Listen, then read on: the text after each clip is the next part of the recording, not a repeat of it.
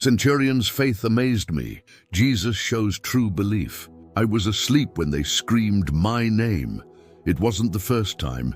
It was that terrifying, chaotic night on the Sea of Galilee. The waves were mountains of churning black water, and the wind shrieked like a lost soul.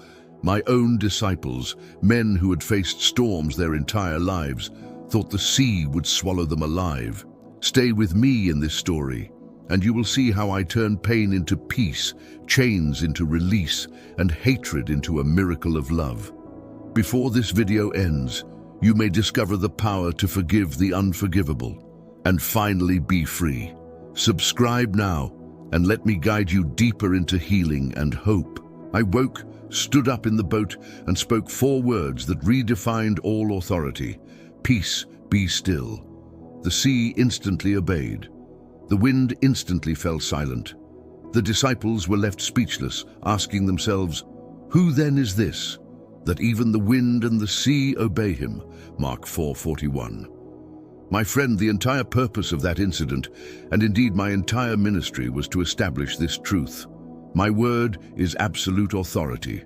It commands nature, it commands sickness, and it commands the very forces of darkness. But the greatest example of a soul understanding this truth did not come from a pious Jewish scholar or a humble fisherman.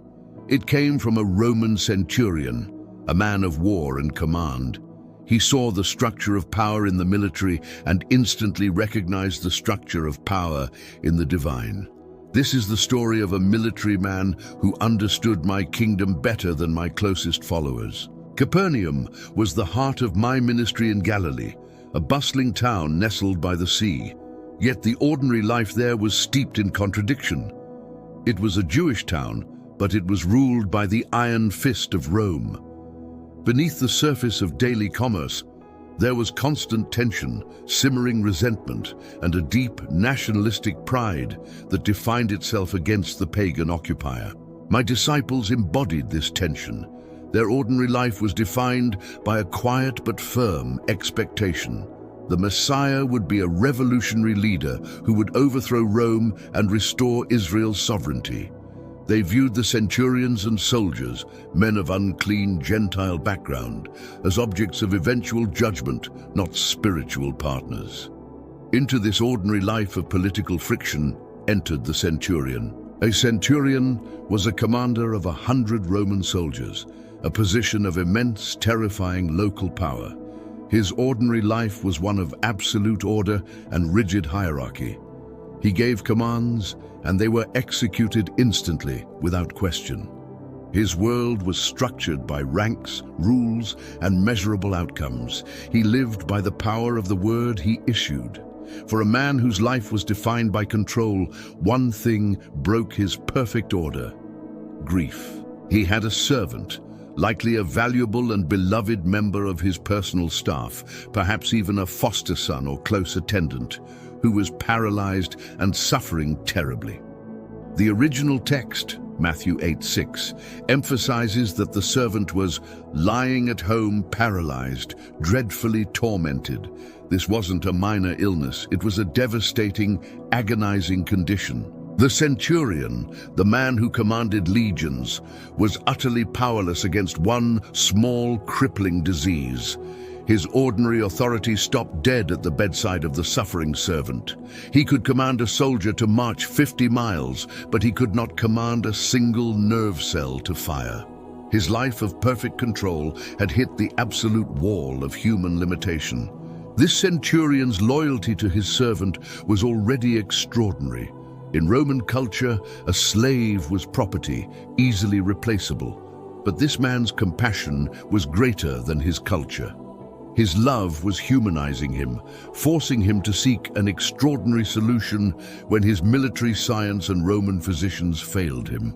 He was a man of power, seeking help from a man of divine power.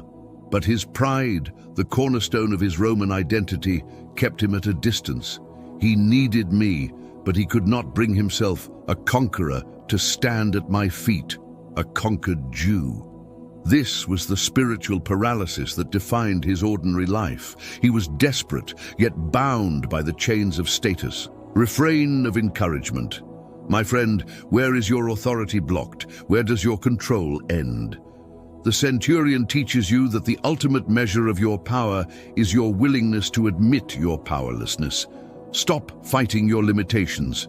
It is only when you admit that the illness, the debt, or the addiction is stronger than your human will that you become ready to reach out for my absolute authority. The centurion's desperation eventually conquered his pride, but he approached me cautiously, maintaining a distance dictated by his status. He initiated the process not by coming himself, but by sending high-ranking Jewish elders. Luke 7:3. This was his first act of profound political diplomacy, leveraging the local religious leadership to plead his case.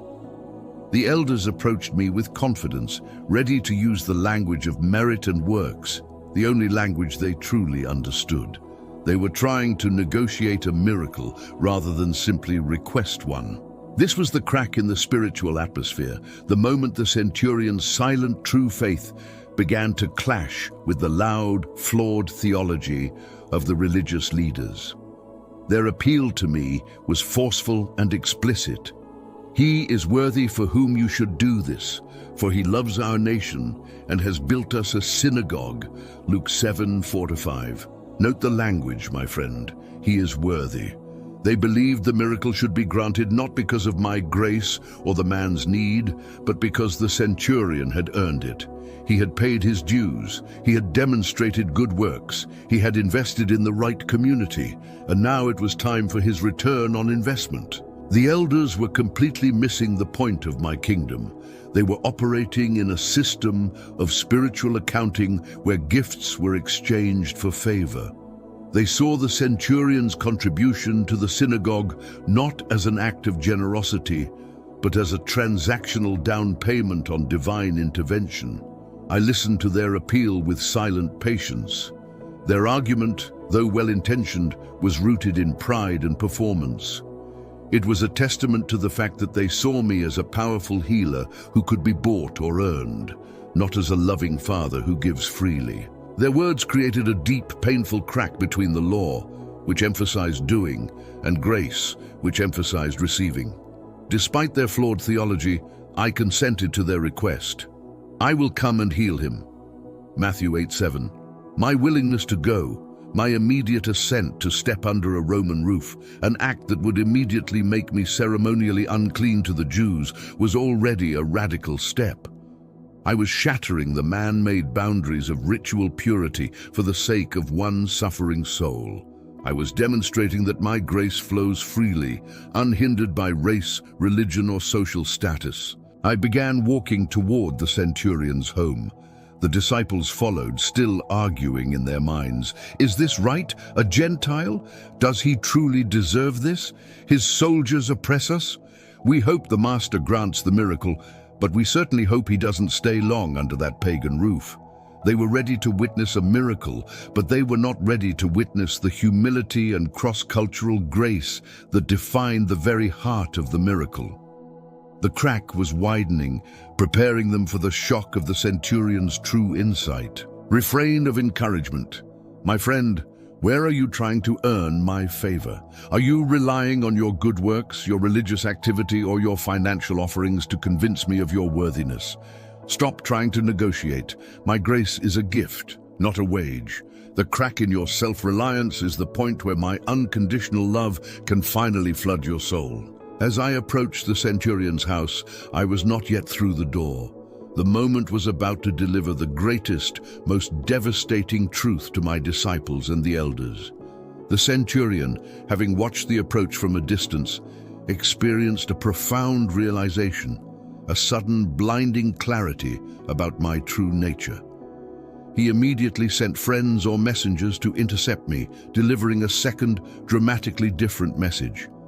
This message completely reversed the elders' plea of worthiness and plunged into the language of humility and authority. This was the breaking point, the moment a Roman soldier articulated the essence of the gospel more clearly than any theologian of the time.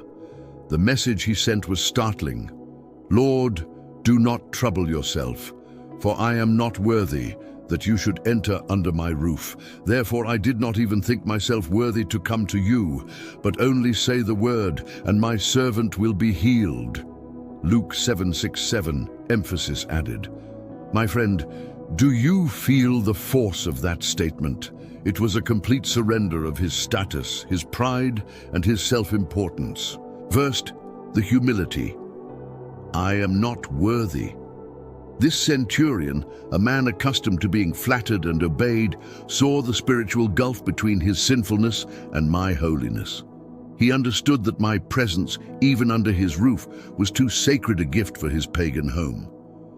This confession of unworthiness was the most beautiful prayer I had ever heard in Capernaum. Second, the insight. He didn't stop at humility. He immediately connected his world of military rank to my divine power. He explained his faith using his daily experience. For I also am a man placed under authority, having soldiers under me. And I say to one, go, and he goes, and to another, come, and he comes, and to my servant, do this, and he does it.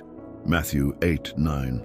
He recognized that just as his word was instantly obeyed by his 100 soldiers because he was under Caesar's authority, my word was instantly obeyed by sickness, nature, and the spiritual realm, because I am under the Father's authority, and my authority is absolute. This was the breaking point for my disciples. They realized that their understanding of authority was based on proximity, physical touch, my presence, and ritual, religious procedure. The centurion knew that authority was based on delegation, my submission to the Father, and command, the inherent power of the word itself. He understood that my power was not a magical fluid that needed to be transferred by touch, but an absolute decree that only needed to be spoken. He knew that the distance between us was meaningless because my word instantly closed all gaps. This man of war taught my followers that to truly believe is to treat my promise, my word, as an immediate, non-negotiable command to the universe. Refrain of encouragement. My beloved, stop asking me to come to your house. Stop begging me for a visible sign or a physical touch. Your distance is irrelevant to my power. You need to internalize the centurion's command. Just say the word. When you pray, do you believe my word is a suggestion or an immediate command to the forces controlling your circumstance? Reach the breaking point where you stop demanding my presence and start trusting my promise. The moment the centurion's message reached my ears, I stopped dead in the street. The crowd and the disciples pressed around me, waiting for my next move, fully expecting me to proceed to the house. Instead, I turned to the astonished crowd, the Jewish elders, my disciples, the skeptical observers, and I made a declaration so radical, so profound, that it instantly marked the true shift in the focus of the kingdom. When Jesus heard it, he marveled and said to those who followed, "Assuredly I say to you, I have not found such great faith, not even in Israel." Matthew 8:10. My friend, I want you to feel the weight of that statement. I was the Son of God, the Messiah. I was surrounded by the heirs of Abraham, the recipients of the law, the ones who had witnessed my miracles. Yet I declared that the greatest faith I had encountered came from a Gentile Roman oppressor, a man utterly outside the covenant lineage. This declaration was the ultimate shift in the criteria for entering the kingdom of heaven. It immediately rendered status, race, religious heritage, and good works meaningless. The only currency that mattered was faith, the kind of absolute intellectual and spiritual submission to my authority that the centurion demonstrated. The disciples, who had been arguing over their own status, were instantly silenced. Their entire worldview, which elevated their heritage above all else, was shattered.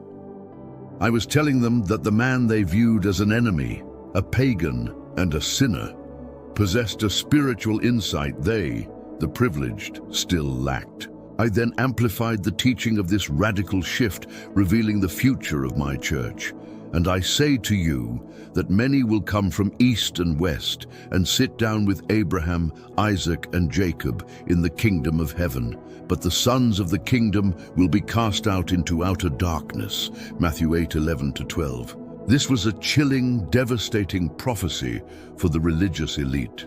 I was stating that the Gentile nations, those who recognized my authority through simple faith like the centurion, would inherit the promises made to Abraham.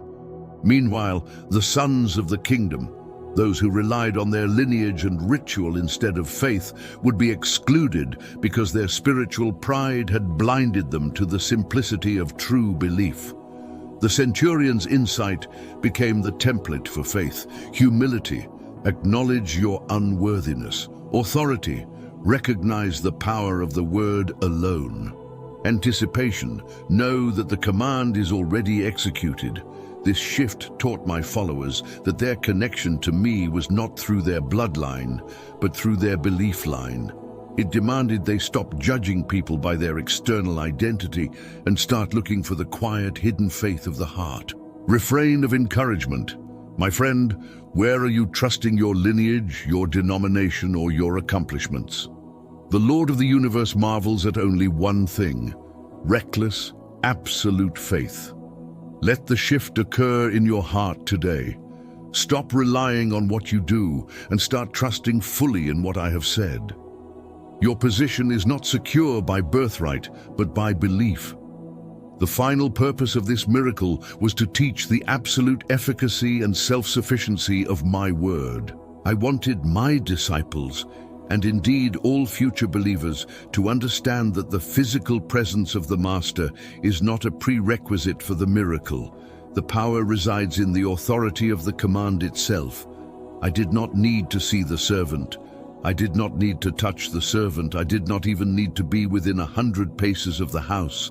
The distance was irrelevant. I concluded the moment by turning to the centurion's messengers, or the crowd, sealing the request with a final, authoritative command that tied the miracle directly to the man's profound insight. Go your way, and as you have believed, so let it be done for you. Matthew 8:13. The centurion's faith was rewarded not because he was worthy, but because he believed in the power of my word. He asked for the word, and he received the result of the word.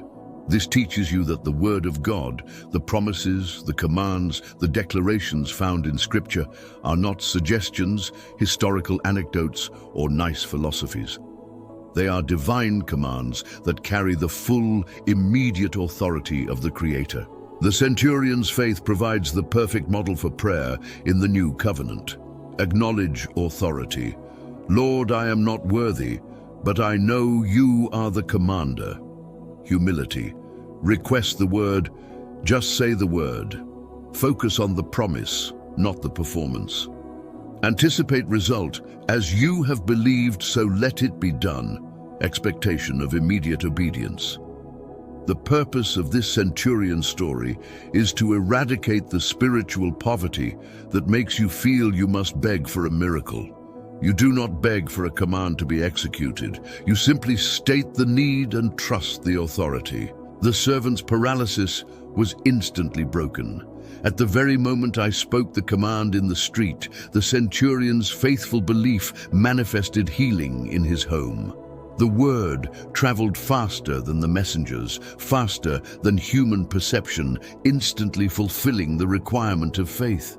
The miracle was not for the servant who was healed. The miracle was for the centurion who learned how to believe, and the miracle was for the church who learned that faith is simply treating my word as the absolute non-negotiable command that it is. Refrain of encouragement. My friend, stop looking for a physical sign. The Bible in your hands is the absolute, non-negotiable command to every circumstance you face. When you read a promise, you are receiving a direct order from the commander-in-chief. Your breakthrough is waiting for you to simply obey the centurion's example. Trust the word alone. The story of the centurion's faith leaves you with one final, profound impact. The call to live your life as a person under authority. The centurion was great because he understood his place in the hierarchy. He knew he was under Caesar's authority, and that is why his soldiers were under his authority. Power flowed through him because he submitted to the power above him. This is the key to living the greatest commandment and walking in the power of the kingdom. You must acknowledge that you are under my authority. When you read my commands, such as forgive, love your enemy, do not worry, or go and make disciples, do you treat them like the centurion treated his commander's orders? Or do you treat them like suggestions to be filed away until they are convenient or logical? The healing of the paralyzed servant was the physical result of a spiritual principle, absolute obedience to the absolute word. Your financial paralysis, your emotional torment, or your spiritual drought will only be healed when you shift your faith from hoping that I might act to knowing that I have already commanded it in my word. The centurion, a man of pagan roots, showed that true discipleship is not defined by where you come from, but by how you respond to the voice of the commander. Be like the centurion, humble in your status, but absolute in your trust in my spoken word. Go your way now, and as you have believed, so let it be done for you. You have walked with me through this story and felt the weight of forgiveness lift. This freedom is what I came to give. Do not let bitterness hold you one more day. Walk with me. Keep learning to live free and whole. Subscribe and stay close. Each story I tell will guide you deeper into healing and hope. You are loved, you are seen, and you are never alone.